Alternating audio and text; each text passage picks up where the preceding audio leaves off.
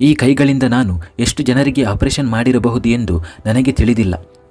ಆ ಎಲ್ಲ ರೋಗಿಗಳ ವಿವರಗಳನ್ನು ನಾನು ಬರೆದಿದ್ದರೆ ಇಂದು ಅನೇಕ ದೊಡ್ಡ ಡೈರಿಗಳ ಗ್ರಂಥಾಲಯವು ಸೃಷ್ಟಿಯಾಗುತ್ತಿತ್ತು.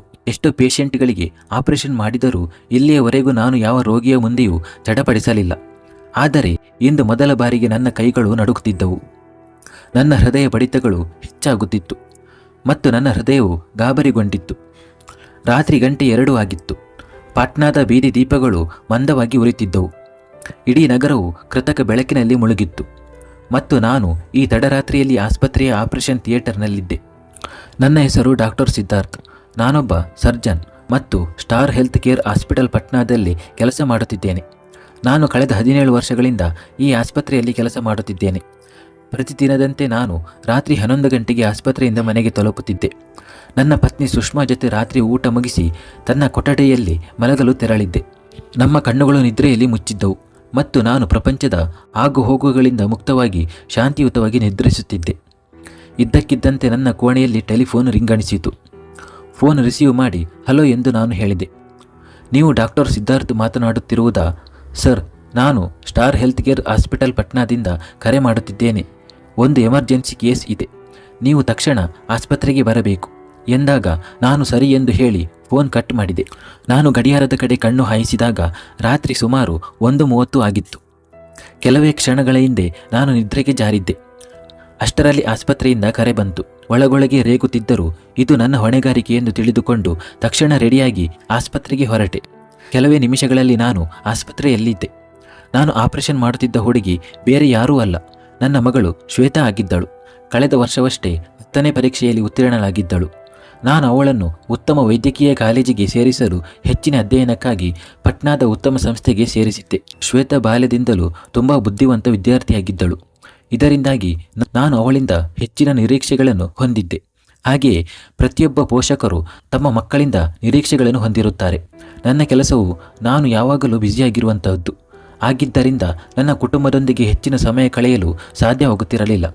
ಶ್ವೇತಾಳ 10ನೇ ತರಗತಿಯ ನಂತರ ನಾನು ಅವಳನ್ನು ಹಾಸ್ಟೆಲ್ ಸೌಲಭ್ಯವಿರುವ ಕೋಚಿಂಗ್ ಇನ್ಸ್ಟಿಟ್ಯೂಟ್ಗೆ ಸೇರಿಸಿದ್ದೆ.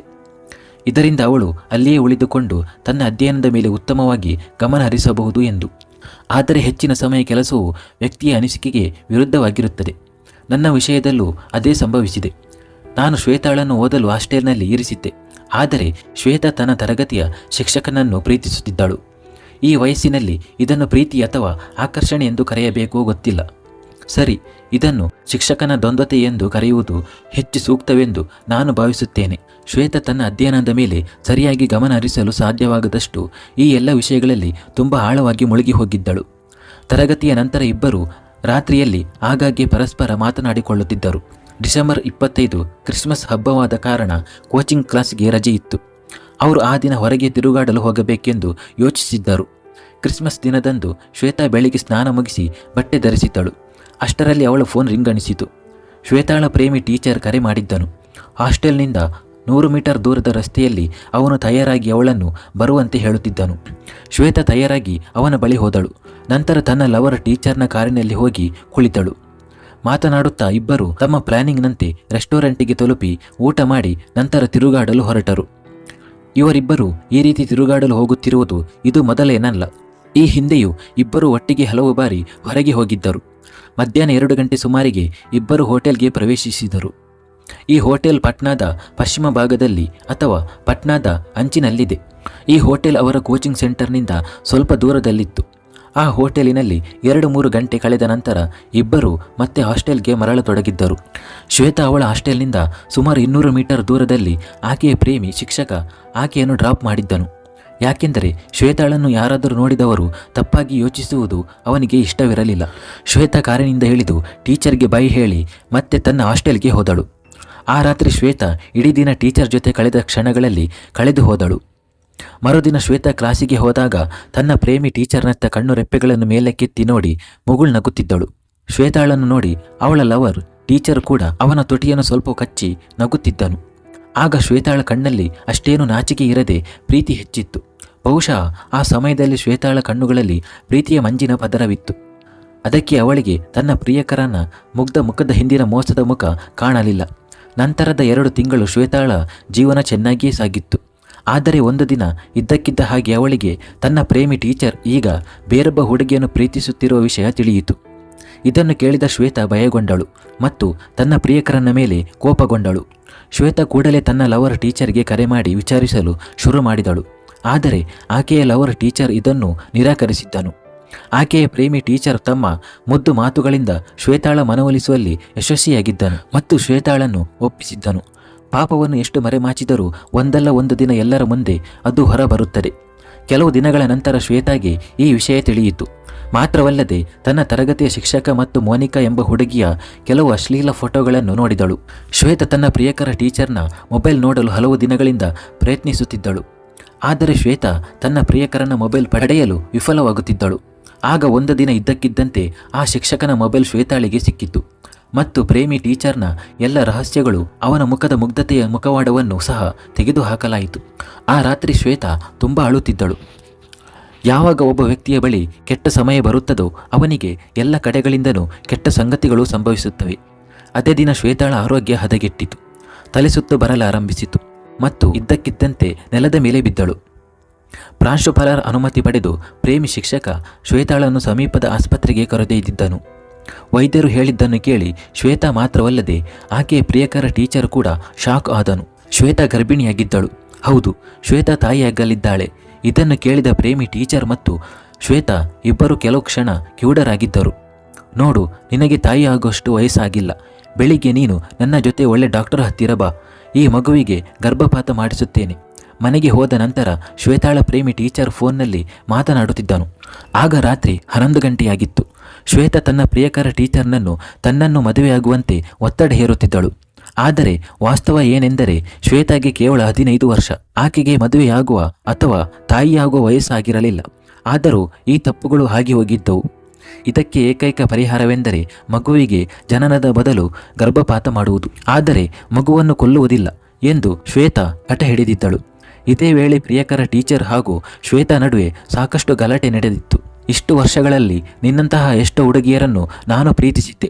ನಾನು ಎಲ್ಲರನ್ನೂ ಮದುವೆಯಾಗಿದ್ದರೆ ಇಂದು ನನ್ನ ಮಕ್ಕಳಿಗಿಂತ ಹೆಚ್ಚು ಹೆಂಡತಿಯರನ್ನು ಹೊಂದಿರುತ್ತಿದ್ದೆ. ಆ ಶಿಕ್ಷಕನು ನಿಷ್ಠುರ ಸ್ವರದಲ್ಲಿ ಮಾತನಾಡಿದನು. ಇಷ್ಟೊತ್ತಿಗಾಗಲೇ ಶ್ವೇತಾಗೆ ತಾನು ಪ್ರೀತಿಯಲ್ಲಿ ಬಿದ್ದಿದ್ದು ಒಳ್ಳೆ ಮನುಷ್ಯನಲ್ಲ, ಬದಲಿಗೆ ಕಾಮ ಹಸಿವಿನಿಂದ ತುಂಬಿರುವ ವ್ಯಕ್ತಿ ಎಂದು ಪೂರ್ತಿಯಾಗಿ ಅರ್ಥವಾಗಿತ್ತು ಮತ್ತು ಒಬ್ಬ ತೀರಾ ನೀಚ ವ್ಯಕ್ತಿಯ ಕಪಿಮುಷ್ಟಿಯಲ್ಲಿ ತಾನು ಸಿಕ್ಕಿ ಬಿದ್ದಿದ್ದೇನೆ ಎಂದು ಆಕೆಗೆ ಚೆನ್ನಾಗಿ ಅರ್ಥವಾಗಿತ್ತು. ಅವಳು ತನ್ನನ್ನು ತಾನು ಅಸಹ್ಯಪಡಲು ಶುರು ಮಾಡಿದಳು. ಈ ಕಾಮ ಪುರುಷನನ್ನು ತಾನು ಹೇಗೆ ಪ್ರೀತಿಸಿದೆ ಎಂದು ಪಶ್ಚಾತ್ತಾಪ ಪಡುತ್ತಿದ್ದಳು. ಎಷ್ಟು ಹೆಣ್ಣು ಮಕ್ಕಳ ಬದುಕಿನೊಂದಿಗೆ ಆಟವಾಡಿದ್ದನೋ. ಶ್ವೇತಾ ತನ್ನ ತಪ್ಪಿಗೆ ಪಶ್ಚಾತ್ತಾಪಪಟ್ಟು ಹಾಸ್ಟೆಲ್ನ ತುಂಬ ಮೇಲಿನ ಮಹಡಿಯಿಂದ ಕೆಳಗೆ ಜಿಗಿದಿದ್ದಳು. ರಾತ್ರಿ 1 ಗಂಟೆಯ ವೇಳೆಗೆ ಹಾಸ್ಟೆಲ್ ಗಾರ್ಡ್ ಅವಳು ಜಿಗಿಯುವುದನ್ನು ನೋಡಿದನು. ಆದರೆ ಅವಳನ್ನು ತಕ್ಷಣವೇ ಖಾಸಗಿ ಆಸ್ಪತ್ರೆಗೆ ದಾಖಲಿಸಲಾಯಿತು. ಆ ಆಸ್ಪತ್ರೆಯಲ್ಲಿದ್ದ ಅನೇಕ ವೈದ್ಯರಲ್ಲಿ ನಾನೂ ಒಬ್ಬ. ದುರದೃಷ್ಟವಶಾತ್ ಅವಳಿಗೆ ಆಪರೇಷನ್ ಮಾಡಲು ನನ್ನನ್ನು ಕರೆಸಿದ್ದರು. ಆಪರೇಷನ್ ಥಿಯೇಟರ್ನಲ್ಲಿ ತುಂಬ ನರ್ವಸ್ ಆಗಿ ಕೈ ನಡುಗುತ್ತಿದ್ದುದು ಇದೇ ಕಾರಣಕ್ಕೆ. ಪ್ರತಿಯೊಬ್ಬರ ಜೀವನವನ್ನು ದೇವರು ಉಳಿಸುತ್ತಾನೆ, ಆದರೆ ವೈದ್ಯರು ಅವನ ಮಧ್ಯವರ್ತಿಗಳಾಗಿರುತ್ತಾರೆ ಎಂಬುದನ್ನು ವಾಸ್ತವವಾಗಿ ಇದನ್ನು ಖಂಡಿತವಾಗಿಯೂ ಪ್ರತಿ ಆಸ್ಪತ್ರೆಯಲ್ಲಿ ಬರೆಯಲಾಗಿದೆ. ಆ ರಾತ್ರಿ ನಾನು ಈ ವಿಷಯಗಳನ್ನು ಸಂಪೂರ್ಣವಾಗಿ ನಂಬಿದ್ದೆ. ನನ್ನ ಮಗಳನ್ನು ಉಳಿಸಲು ನಾನು ನನ್ನ 30 ವರ್ಷಗಳ ಅನುಭವವನ್ನು ಬಳಸಿದೆ. ಆದರೆ ದುರದೃಷ್ಟವಶಾತ್ ನಾನು ವಿಫಲನಾದೆ. ಆ ರಾತ್ರಿ ನಾನು ಅವಳ ಪ್ರತಿ ಹೃದಯ ಬಡಿತವನ್ನು ಮಾನಿಟರ್ನಲ್ಲಿ ನೋಡುತ್ತಿದ್ದೆ. ನೀವು ನಿಮ್ಮ ಮಕ್ಕಳನ್ನು ಅರ್ಥ ಮಾಡಿಕೊಂಡರೆ, ಅವರಿಗೆ ಸಮಯವನ್ನು ನೀಡಿದರೆ ಅಥವಾ ಅವರೊಂದಿಗೆ ಸಮಯ ಕಳೆದರೆ, ಅವರಿಗೆ ಪ್ರೀತಿಯನ್ನು ನೀಡಿದರೆ ಬಹುಶಃ ಅವಳು ಅಪರಿಚಿತರಿಂದ ಪ್ರೀತಿಯನ್ನು ನಿರೀಕ್ಷಿಸುತ್ತಿರಲಿಲ್ಲ ಎಂದು ಅವಳ ಜೀವನದ ಕೆಳಮುಖವಾದ ಗ್ರಾಫು ನಮಗೆ ಪಾಠ ಕಲಿಸುತ್ತದೆ. ಆಗ ತಟ್ಟನೆ ಆ ಗ್ರಾಫ್ ಕೂಡ ನಾನು ನೋಡುತ್ತಿದ್ದಂತೆ ಕೆಳಗೆ ಬಂದು ಒಂದು ಸರಳ ರೇಖೆಯಂತೆ ಒಂದು ಕಡೆ ನಿಂತು ಬಿಟ್ಟಿತ್ತು. ನಾನು ಡಾಕ್ಟರ್ ಆದ್ದರಿಂದ ಶ್ವೇತಾ ಈಗ ನನ್ನ ಜೀವನದಿಂದ ದೂರ ಸರಿದಿದ್ದಾಳೆ ಎಂದು ಅರ್ಥ ಮಾಡಿಕೊಳ್ಳಲು ನನಗೆ ಹೆಚ್ಚು ಸಮಯ ಬೇಕಾಗಿರಲಿಲ್ಲ. ಶ್ವೇತಾ ತನ್ನ ಸಂಸಾರವನ್ನು, ಈ ನೀಚ ಕಾಮ ಮತ್ತು ಕೊಲೆಗಡುಕ ಜಗತ್ತನ್ನು ತೊರೆದು ಅನಾಮಧೇಯಳಾಗಿ ಎಲ್ಲೋ ದೂರ ಹೋಗಿದ್ದಳು. ಆಸ್ಪತ್ರೆಯಲ್ಲಿ ನನ್ನ ಮುಂದೆಯೇ ಶ್ವೇತಾ ಕೊನೆಯುಸಿರೆಳೆದಳು. ನಾನು ಅವಳನ್ನು ಉಳಿಸಲು ವಿಫಲನಾಗಿದ್ದೆ. 20 ವರ್ಷಗಳ ನಂತರ ನನ್ನ 15 ವರ್ಷದ ಮೊಮ್ಮಗಳನ್ನು ಪಟ್ನಾದ ಪ್ರಸಿದ್ಧ ಕೋಚಿಂಗ್ ಸೆಂಟರ್ಗೆ ಸೇರಿಸಿದ ನಂತರ ನಾನು ಅವಳನ್ನು ಹಾಸ್ಟೆಲ್ನಲ್ಲಿ ಬಿಟ್ಟು ಹಿಂತಿರುಗುತ್ತಿದ್ದೆ. ಆದರೆ ಎಂದಿಗೂ ನನ್ನ ಮನಸ್ಸಿಗೆ ಆ ಘಟನೆಯನ್ನು ಮರೆಯಲು ಸಾಧ್ಯವಾಗಿರಲಿಲ್ಲ ಮತ್ತು ಅದನ್ನು ನೆನಪಿಸಿಕೊಂಡರೆ ಇನ್ನೂ ನನ್ನ ಕಣ್ಣಲ್ಲಿ ನೀರು ಬರುತ್ತದೆ. ನನ್ನ ಮೊಮ್ಮಗಳನ್ನು ಇಲ್ಲಿ ಬಿಡಲು ನನಗೆ ಮನಸ್ಸಿಲ್ಲ. ಆದರೆ ಅವಳನ್ನು ಅಧ್ಯಯನಕ್ಕೆ ಕಳಿಸುವುದು ಅವಶ್ಯಕ.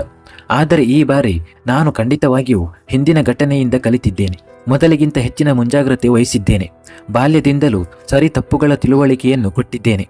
ಮಾರ್ಷಲ್ ಆರ್ಟ್ಸ್ಗಳನ್ನು ಕೂಡ ಕಲಿಸಿದ್ದೇನೆ. ಲೈವ್ ಸ್ಥಳ ಮತ್ತು ಚಟುವಟಿಕೆಗಳ ಬಗ್ಗೆ ಮಾಹಿತಿ ಪಡೆಯಲು ಅವಳ ಫೋನ್ನಲ್ಲಿ ಕೆಲವು ಸಾಫ್ಟ್ವೇರ್ ಅನ್ನು ಕೂಡ ಅಳವಡಿಸಿದ್ದೇನೆ. ಏಕೆಂದರೆ ನನ್ನ ಮಗಳ ಘಟನೆ ಖಂಡಿತವಾಗಿಯೂ ನನಗೆ ಒಳ್ಳೆಯ ಪಾಠ ಕಲಿಸಿದೆ. ಏಕೆಂದರೆ ಶಿಕ್ಷಕರು, ಹಾಸ್ಟೆಲ್ ಮಾಲೀಕರು, ಅವಳ ಸಹಪಾಠಿಗಳು, ಆಟೋ ಬಸ್ ಡ್ರೈವರ್ಗಳನ್ನು ನಂಬಲು ಸಾಧ್ಯವಿಲ್ಲ. ಒಂದು ವೇಳೆ ನೀವು ಪೊಲೀಸರನ್ನು ಅವಲಂಬಿಸಿದ್ದರೆ ನೀವು ಕೇವಲ ರಿಪೋರ್ಟ್ಗಳನ್ನು ಬರೆಯಿಸಿಕೊಳ್ಳಲು ಯೋಗ್ಯರಾಗಿರುತ್ತೀರಿ.